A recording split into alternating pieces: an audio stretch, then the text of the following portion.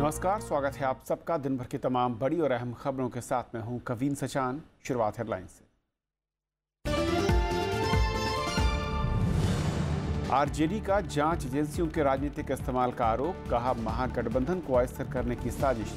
तेजस्वी यादव नहीं देंगे इस्तीफा, जेडीयू की बैठक कल।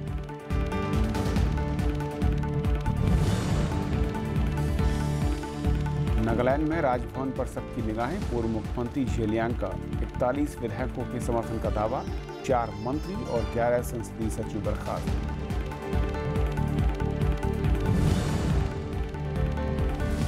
जम्मू कश्मीर में घुसपैठ की कोशिश नाकाम, नियंत्रण रेखा पर 3 आतंकी ढेर। लश्कर के गिरोह का भंडाफोड़, बैंक लूट और सुरक्षा बलों पर हमले में शामिल होने का दावा।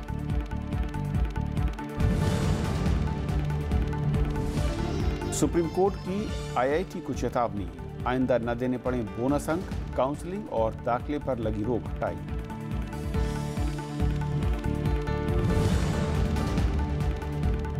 पनामा मामले में नवाज शरीफ पर शिकंजा, जीआईटी ने की जांच की सिफारिश, कहा संपत्ति और आय में मिली गड़बड़ियां। तो आइए देखते हैं पहली खबर।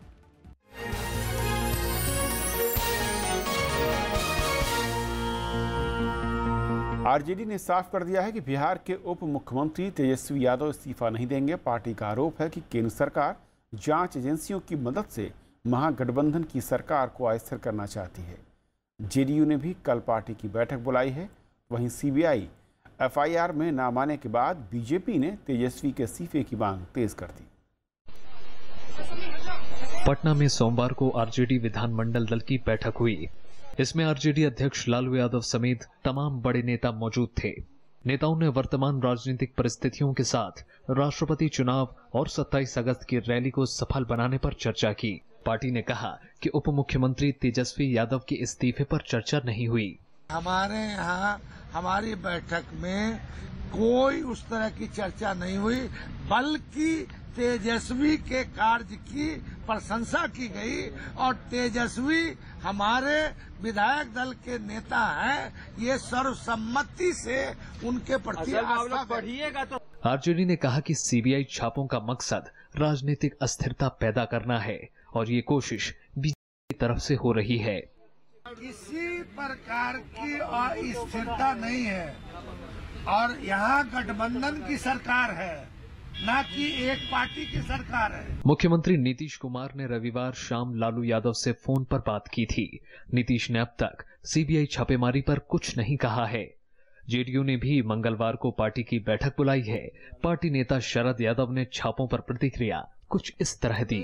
जो कार्रवाई है ना, वो जो महागठबंधन देश भर में चला हुआ है, उसे रोकने का ये प्रयास है, मगर गठबंधन रुकेगा नहीं। बीजेपी और लोक जनशक्ति पार्टी ने तेजस्वी यादव को बर्खास्त करने की मांग की है। हम बिहार की जनता के पास जाएंगे, तेजस्वी के इस्तीफा का मांग करेंगे और नीतीश जी से भी हम मांग करें कि उनको बर्खास्त करें और एक एक बातें हम लोगों तक पहुंचाएंगे कि आप कितना जो है कहते हैं कि ईमानदार हैं और कितना कहते हैं कि सुशासन बाबू हैं। तो असली तो क्या पहचान क्या कहते हैं, असली परीक्षा की घड़ी अग्नि घड़ी तो अब है। शुक्रवार को सीबीआई ने लालू प्रसाद यादव से जुड़े 12 ठिकानों पर छापेमारी की थी। जांच एजेंसी का आरोप है कि लालू यादव के रेल मंत्री रहते आईआरसीटीसी के होटलों को लीज पर देने में गड़बड़ी हुई थी और इसके बाद लालू प्रसाद यादव के परिजनों को मामूली रकम पर जमीन मिली। आरजेडी अध्यक्ष इसे बदले की कार्रवाई बता चुके हैं। Bureau report, Rajya Sabha TV. और इस पूरे मसले पर और बातचीत करने के लिए स्टूडियो में बेहद खास मेहमान हमारे साथ जयशंकर गुप्ता साहब हैं, उसके एडिटर देशबंधु से। स्वागत है आपका सर। धन्यवाद। बिहार में जिस तरीके की उथल पुथल, पहले एक मामला चला, उसके बाद ही एक नया मामला लालू उनके परिवार के खिलाफ, राजनीतिक तौर पर जिस तरीके से लोग कह रहे हैं कि लालू अब कुछ दबाव में हैं, बीजेपी का दबाव, साथ ही साथ सहयोगी गठबंधन का दबाव, क्या आपको लगता है कि लालू कभी दबाव में आते हैं या आ चुके हैं? अभी तक का रिकॉर्ड तो उनका यही रहा कि राजनीतिक दबाव में नहीं आते हैं वो। और देखिए, जिस तरह से हो रहा है उनके खिलाफ, जो लगातार आए दिन किसी न किसी मामले को लेकर के छापे पड़ रहे हैं। एक तरफ भाजपा के एक नेता आरोप लगाते हैं और उसके 2-4 दिनों के बाद सीबीआई और इनकम टैक्स या इन्फोर्समेंट डायरेक्टरेट के लोग छापेमारी करते हैं, तो उससे कहीं ना कहीं तो जरूर ये लगता है। देखिए, भ्रष्टाचार चाहे किसी का भी हो, उसका समर्थन कोई नहीं कर सकता है। जांच एजेंसियों को काम करना चाहिए, अदालतों को अपना काम करना चाहिए, लेकिन जांच एजेंसियों और अदालती कार्रवाइयों में कहीं ये न लगे कि ये राजनीतिक विरोध या प्रतिशोध की भावना से प्रेरित है। क्योंकि देखिए मामले तो हैं, पब्लिक डोमेन में है, लेकिन जब ये बात आई कि 27 अगस्त को लालू यादव कर रहे हैं, विपक्ष के सारे दलों को मिलाकर एकजुट करके वहाँ गांधी मैदान में ऐतिहासिक रैली करने जा रहे हैं, या वही कोशिश कर रहे हैं कि उत्तर प्रदेश में अखिलेश यादव और मायावती एक हो जाएं, वही कोशिश कर रहे हैं कि कांग्रेस, डीएमके और सारे दलों का एक बन जाए, जो एक महागठबंधन तैयार हो जाए 2019 से पहले। तो एक चीज़ याद रखना होगा कि हमारे जो वर्तमान सत्तारूढ़ लोग जो हैं, उनकी आंखों में दो लोग किरकिरी की तरह से खटकते हैं।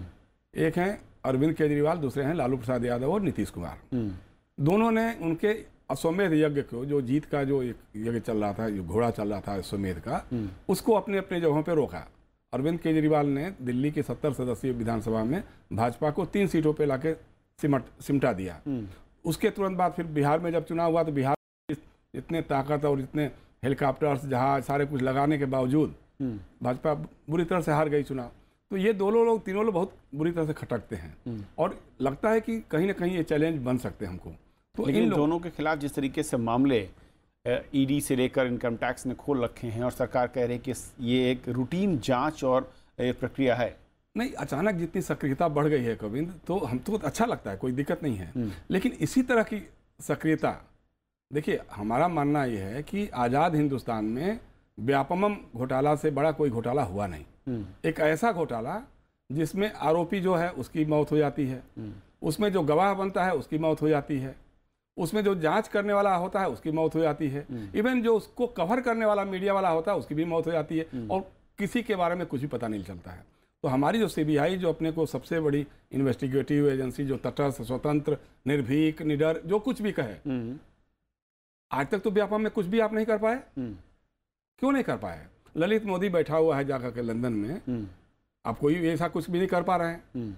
देश में तमाम भ्रष्टाचार के एक मामले नहीं है, बहुत सारे मामले हैं, बहुत सारे लोग कुछ चुनिंदा मामलों को क्यों, चूंकि देखिए टाइमिंग एक बड़ी बात होती है। टाइमिंग जो होता है राजनीति में, उसको लोग उस हिसाब से देखते हैं कि अगर वो 27 अगस्त की रैली करने जा रहे हैं, राष्ट्रपति के चुनाव में जिस तरह से गोलबंद करने की कोशिश उन्होंने की है, या विपक्षी दलों को एकजुट करने का जो प्रयास कर रहे हैं, उन प्रयासों के बीच जो लगातार छापेमारी की कार्रवाइयाँ हो रही हैं, अच्छा उसमें भी मतलब एक तरफा बातें आ रही हैं।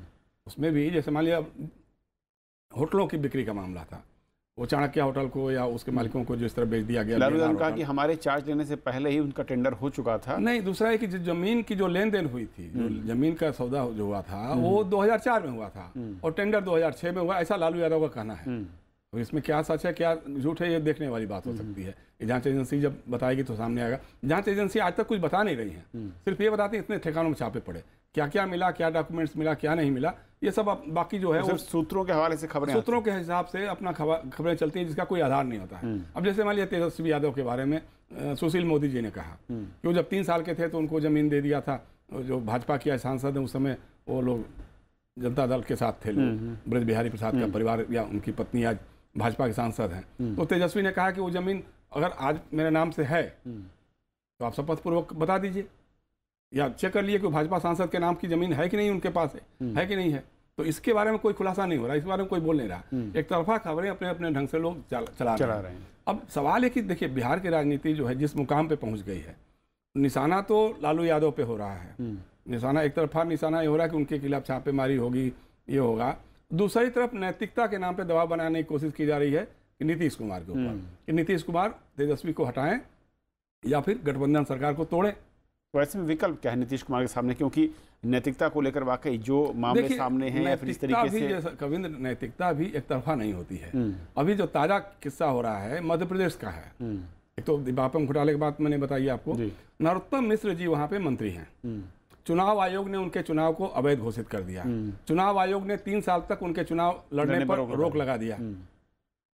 अभी तक तो उन्होंने त्यागपत्र नहीं दिया। नैतिकता के पुजारियों को एक बार कहना चाहिए शिवराज सिंह चौहान जी से भी कि भाई नरोत्तम मिश्रा को बर्खास्त कर दीजिए, यहाँ हम तेजस्वी की मांग कर रहे हैं बर्खास्तगी की। तो उनके तर्क में ऐसा नहीं हो सकता। नैतिकता, यानी आप कह रहे हैं कि प्रदेश बदलता है तो नैतिकता के पैमाने बदल जाते नैतिकता हैं। के पैमाने या मानदंड नहीं बदल सकते हैं। अब नीतीश कुमार के सामने देखिए क्या है कि अगर उनकी अपनी पार्टी का कोई होता आदमी तो उनको कहने में सुविधा होती कि भाई आपके खिलाफ आरोप लगे हैं या आप चार्जशीटेड हैं, आप त्यागपत्र दे दीजिए। लेकिन वो एक गठबंधन की सरकार चला रहे हैं, गठबंधन की अपनी मजबूरियां होती हैं। जैसा अभी अब्दुल बारी सिद्दीकी भी बता रहे थे कि एक पार्टी सरकार नहीं है ये, या तो नीतीश कुमार तय कर लें। कल की बैठक उनकी हो रही है, कल उन्होंने बुलाई है। लेकिन शरद यादव जी का जो बयान है वो साफ इशारा कर रहा है कि जेडीयू आरजेडी के साथ खड़ा होगा।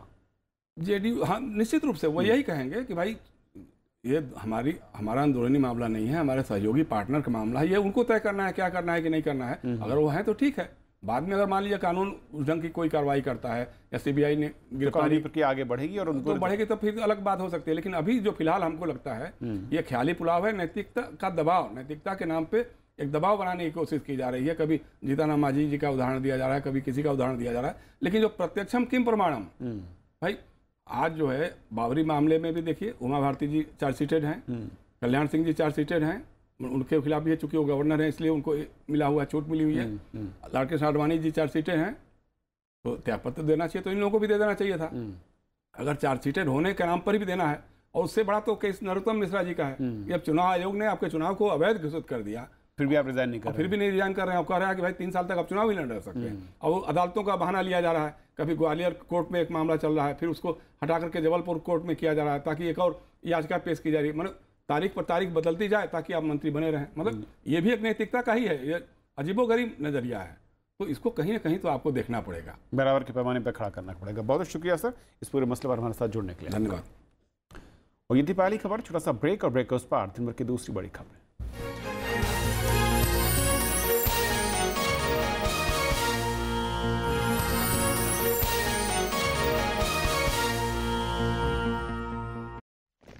आजादी की जंग लड़ने वाले मेरे दोस्तों, आजादी चाहिए तो उसकी कीमत खून दे के चुकानी होगी। तुम मुझे खून दो, मैं तुम्हें आजादी दूंगा।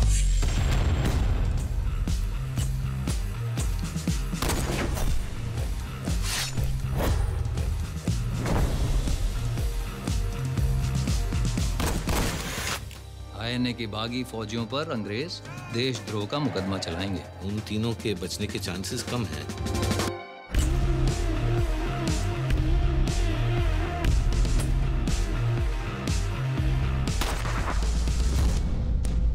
This trial and its judgment will be remembered throughout history.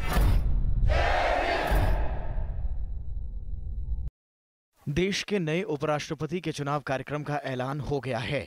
अधिसूचना के साथ नामांकन की प्रक्रिया शुरू हो गई है। 18 जुलाई तक नामांकन दाखिल किए जा सकेंगे। 19 जुलाई को नामांकन पत्रों की जांच होगी।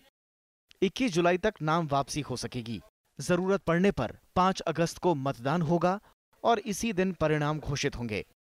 राज्यसभा के महासचिव शमशेर के शरीफ उपराष्ट्रपति चुनाव के निर्वाचन अधिकारी हैं।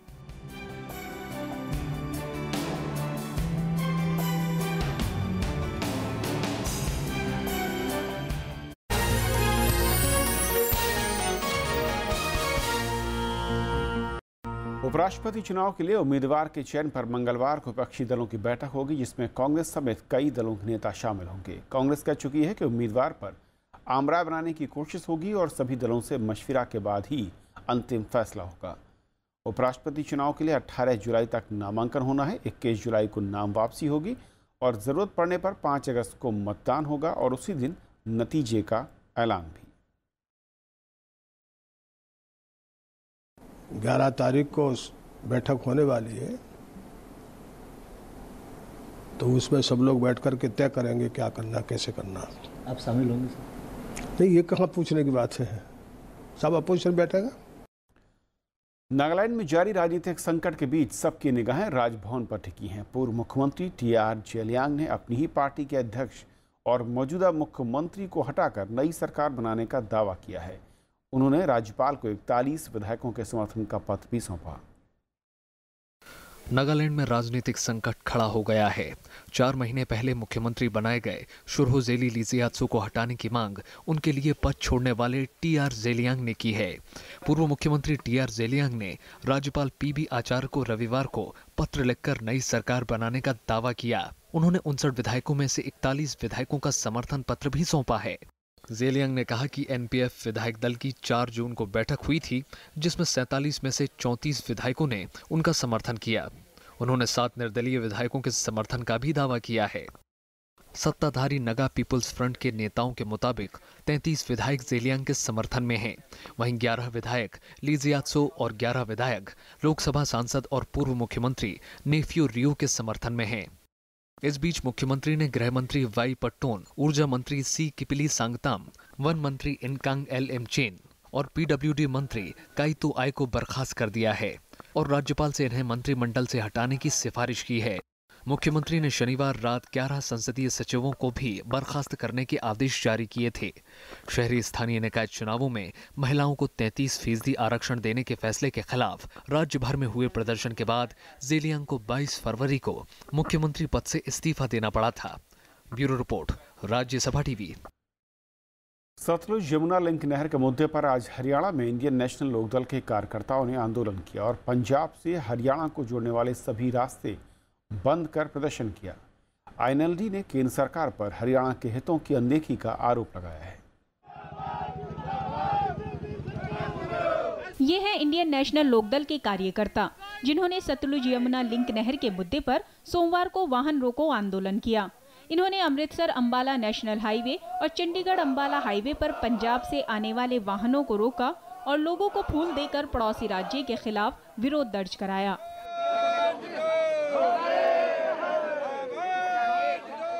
आईएनएलडी सांसद दुष्यंत चौटाला ने कहा कि पंजाब ने 50 साल से हरियाणा के हक का पानी रोक रखा है। सुप्रीम कोर्ट का फैसला आ जाने के बाद भी उन्हें पानी नहीं मिल रहा है। केंद्र और राज्य सरकार भी इस ओर ध्यान नहीं दे रही है। जहां हरियाणा के खेतों में 3 हफ्ते 2 हफ्ते पानी आया करता था, एग्रीकल्चर सेक्टर बड़ा है, बायलैटरल टाइज जो थी उसके अंदर हरियाणा को उसका हिस्सा मिलना चाहिए था। आज पंजाब की सरकार, केंद्र की सरकार कोई कदम नहीं उठा रही कि इसके अंदर हरियाणा का हिस्सा हरियाणा को मिले। नेता प्रतिपक्ष अभय चौटाला ने भी कार्यकर्ताओं को संबोधित किया। उन्होंने कहा कि अगर हरियाणा को उसका हक नहीं मिलता तो आईएनएलडी आने वाले समय में बड़ा आंदोलन करेगी। हमारी लड़ाई तब तक जारी रहेगी जब तक हरियाणा प्रदेश को उसका हक नहीं मिल जाएगा। हम तब तक इस संघर्ष को इसी तरीके से आगे बढ़ाने का काम करेंगे। आंदोलन को देखते हुए सुरक्षा के पुख्ता इंतजाम किए गए थे। राज्य सरकार ने बड़ी तादाद में पुलिस और अर्धसैनिक बल के जवानों को तैनात किया था। Bureau report, Rajya Sabha TV. Jammu Kashmir में नियंत्रण रेखा के पास सेना ने आज 3 आतंकियों को मार गिराया। ये घुसपैठ की फिराक में थे। राज्य पुलिस ने लश्कर के गिरोह का भंडार फोड़कर 2 संदिग्धों को गिरफ्तार किया है। सेना ने सोमवार को नौगाम सेक्टर में घुसपैठ की बड़ी कोशिश नाकाम कर दी। जवानों ने 3 आतंकियों को मार गिराया। नियंत्रण रेखा पर संदिग्ध गतिविधियां देखने के बाद ये कार्रवाई शुरू की गई। सेना यहां तलाशी अभियान चला रही है। इस बीच जम्मू कश्मीर पुलिस ने लश्कर-ए-तैयबा के एक गिरोह का भंडाफोड़ किया है। पुलिस ने 2 संदिग्धों को गिरफ्तार किया है। इनमें एक उत्तर प्रदेश का रहने वाला है। पुलिस का कहना है कि ये गिरोह कई आतंकी वारदातों में शामिल था। 4 एटीएम लूटिंग के केस जो अनंतनाग में हुए, साउथ कश्मीर में हुए, उसमें ये डायरेक्टली मुलविस था। और उसके बाद ये भी पता चला कि जो भी एटीएम लूट होती थी उसमें पैसा बांटा जाता था।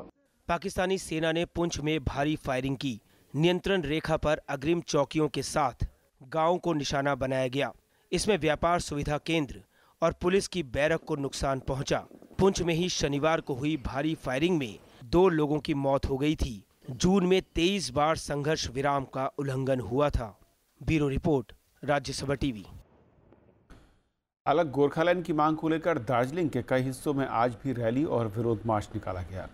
गोरखालैंड जनमुक्ति मोर्चा ने मार्च निकाला और सुरक्षा बलों की वापसी और इंटरनेट सेवा बहाल करने की मांग की। कल रात से हिंसा की कोई खबर नहीं है, लेकिन एहतियात के तौर पर सुरक्षा बल आने जाने वाले रास्तों पर पेट्रोलिंग कर रहे हैं। पुलिस स्टेशन और सरकारी कार्यालयों के बाहर सुरक्षा कड़ी है। 26 दिन से बंद और विरोध के चलते स्कूल, दुकानें और बाजार बंद हैं और ज़रूरी सामान की किल्लत हो रही है। सुप्रीम कोर्ट ने आईआईटी में दाखिले पर लगी रोक हटा ली है। कोर्ट ने आईआईटी को काउंसलिंग की इजाज़त दे दी है। शीर्ष अदालत ने हाई कोर्ट से कहा कि वो दाखिले और काउंसलिंग से जुड़ी किसी याचिका पर सुनवाई नहीं करें। खंडपीठ ने IIT से हलफनामा देने को कहा है कि भविष्य में ऐसी कोई गलती नहीं होगी जिससे छात्रों को बोनस मार्क्स देना पड़ा। सुप्रीम कोर्ट ने 7 जुलाई को IIT में काउंसलिंग पर रोक लगाई थी।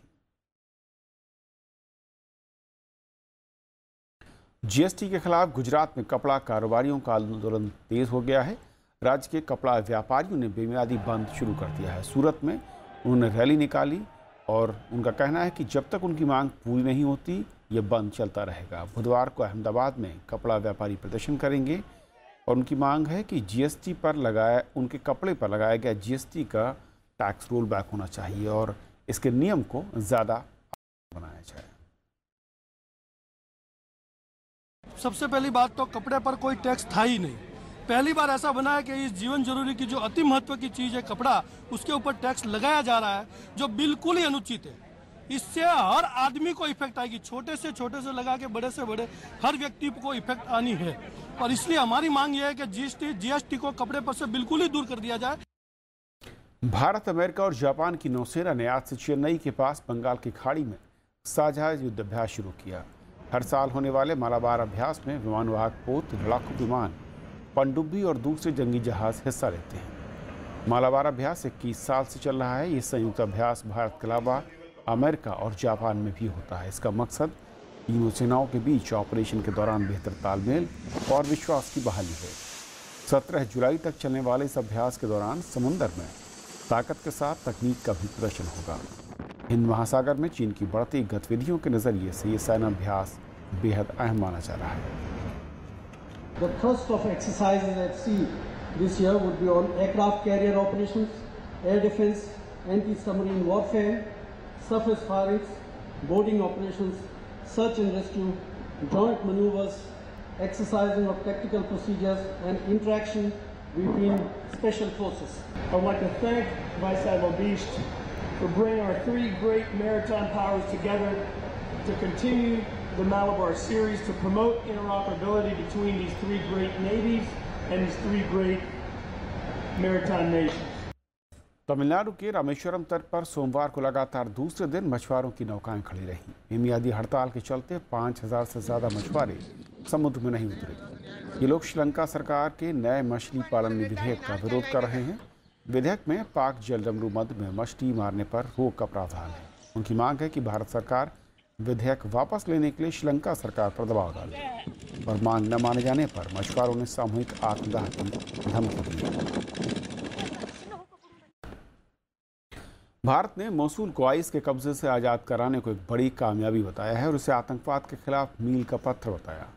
विदेश मंत्रालय ने अपने बयान में कहा कि वहां पर फंसे 39 भारतीयों को बाहर निकालने के लिए विदेश राज्य मंत्री वी.के. सिंह आज रात इरबिल के लिए रवाना होंगे। इराक में भारत के दूतावास और इरबिल में वाणिज्यिक दफ्तरों को सक्रिय कर दिया गया है। इराक ने भारत को मदद करने के लिए अपनी सभी एजेंसियों को निर्देश जारी किए हैं। इराकी सेना ने करीब 9 महीने की लड़ाई के बाद आईएस को मोसुल से बाहर खदेड़ दिया है। पूर्वोत्तर राज्यों में बाढ़ की स्थिति और खराब हो गई है। असम के कुछ और इलाके बाढ़ की चपेट में हैं तो उत्तर प्रदेश में भी कई नदियां उफान पर हैं और प्रशासन को अलर्ट रहने के लिए कहा गया है। कहीं भूस्खलन तो कहीं घरों में पानी। पूर्वोत्तर राज्यों में बारिश और बाढ़ से लोग बेहाल हैं। मणिपुर में NH-37 पर भूस्खलन से इम्फाल का संपर्क असम और नागालैंड से कट गया। कई वाहन फंसने से जरूरी सामानों की किल्लत बढ़ गई। Due to the incessant rain and this continuous rainfall, this road has been totally slide, formation slide, and only 2 meters left. And this also heavy cracks are developed on the existing bituminous surface. Assam में हालात और बिगड़ गए हैं। आधा असम डूबा है। दूर दूर तक सिर्फ पानी ही पानी नजर आ रहा है। लखीमपुर, दक्षिण सलमारा, शोणितपुर और माजुली जिलों के कुछ और इलाके बाढ़ की चपेट में आ गए हैं। दक्षिण सलमारा के 2 लाख से ज्यादा लोग बाढ़ से पीड़ित हैं। हजारों लोग राहत शिविरों में पनाह लिए हुए हैं। इतना खतरा में आदमी लोग पड़ा हुआ है रास्ता में, लेकिन कोई तिरपाल नहीं दिया, कोई रिलीफ नहीं दिया। ये तो बहुत खतरा बात हो गया। लेकिन वो भी क्या करूँ, आदमी लोग तो बिना खाने से मर रहा है अभी। अरुणाचल प्रदेश का भी कुछ यही हाल है। बाढ़ के चलते सामान्य जनजीवन अस्त व्यस्त है। लोग घरों में पानी घुसने से परेशान हैं। पूर्वोत्तर के अलावा कई राज्यों में भी बारिश से लोगों को खासी मुश्किलें हो रही हैं। उत्तर प्रदेश में कई नदियां खतरे के निशान से ऊपर बह रही हैं। प्रशासन को अलर्ट पर रहने को कहा गया है। Bureau report, Rajya Sabha TV. Panama paper leak मामले में पाकिस्तान के प्रधानमंत्री नवाज शरीफ की मुश्किलें बढ़ गई हैं। संयुक्त जांच दल ने पाकिस्तान सुप्रीम कोर्ट में सौंपी रिपोर्ट में नवाज शरीफ और उनके परिवार की आय और संपत्ति में बड़ा फर्क पाया है। पाकिस्तान अखबार डॉन के मुताबिक जीआईटी ने राष्ट्रीय जवाबदेही ब्यूरो से जांच की सिफारिश कर दी है। सुप्रीम कोर्ट ने संयुक्त जांच दल बनाकर आरोपों की जांच करवाई है। जांच दल के 6 सदस्यों ने कड़ी सुरक्षा के बीच सबूतों को कोर्ट में दाखिल किया। पिछले साल पनामा पेपर लीक मामले में नवाज शरीफ और उनके परिवार के सदस्यों की ओर से लंदन में संपत्ति खरीदने का खुलासा हुआ था और उसके बाद ये मामला पाकिस्तान की सुप्रीम कोर्ट पहुंच गया था। तो खबरों के आज के सफर में इतना ही। नमस्कार।